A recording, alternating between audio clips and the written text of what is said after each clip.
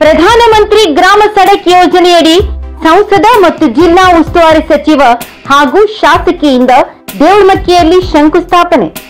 ಕಾರವಾರ ತಾಲೂಕಿನ ದೇವಳಮಕ್ಕಿ ಗ್ರಾಮದಲ್ಲಿ ನಿನ್ನೆ ದೇವಳಮಕ್ಕಿಯ ನಾಯ್ತಿವಾಡದಿಂದ ಶಿರ್ವೆಯ ಸೋರಗದ್ದೆ ಸಿದ್ದರಾಮೇಶ್ವರ ದೇವಾಲಯದ ಕೊಂಕಣ ಗದ್ದೆಯವರೆಗೆ ಅಂದಾಜು 4,35,00,000 ಮೌಲ್ಯದ ರಸ್ತೆ ಕಾಮಗಾರಿಯ ಶಂಕುಸ್ಥಾಪನೆ ಮಾಡಲಾಯಿತು।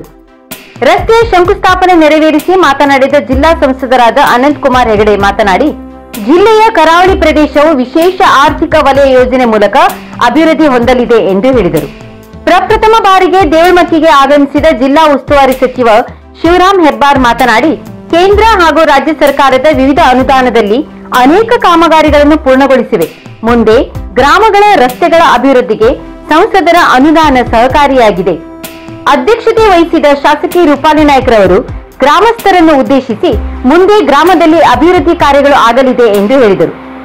ಸಮಾರಂಭದಲ್ಲಿ ಎಸಿ ಪ್ರಿಯಾಂಗ, ಮಾಜಿ ಶಾಸಕ ಗಂಗಾಧರ್ ಭಟ್, ಮೀನುಗಾರರ ಮುಖಂಡ ಗಣಪತಿ ಉಳ್ವೇಕರ್, ಜಿಲ್ಲಾ ಪಂಚಾಯತ್ ಸದಸ್ಯೆ ಶಾಂತಾ ಬಾಂದೇಕರ್, ತಾಲೂಕ್ ಪಂಚಾಯತ್ ಅಧ್ಯಕ್ಷ ಪ್ರಮೀಳಾ ನಾಯ್ಕ್, ಗ್ರಾಮ ಪಂಚಾಯಿತಿ ನಿಕಟಪೂರ್ವ ಅಧ್ಯಕ್ಷ ದೇವಿದಾಸ್ ಬೇಳೂರ್ಕರ್, ಉಪಾಧ್ಯಕ್ಷೆ ದೀಕ್ಷಿತಾ ದೀಪಕ್ ಹಲ್ದಿಪುರ್, ಯುವ ಮುಖಂಡ ಪ್ರಜ್ವಲ್ ಶೇಖ್ ಸೇರಿದಂತೆ ಬಿಜೆಪಿ ಪಕ್ಷದ ಮುಖಂಡರು, ಗ್ರಾಮಸ್ಥರು ಉಪಸ್ಥಿತರಿದ್ದರು।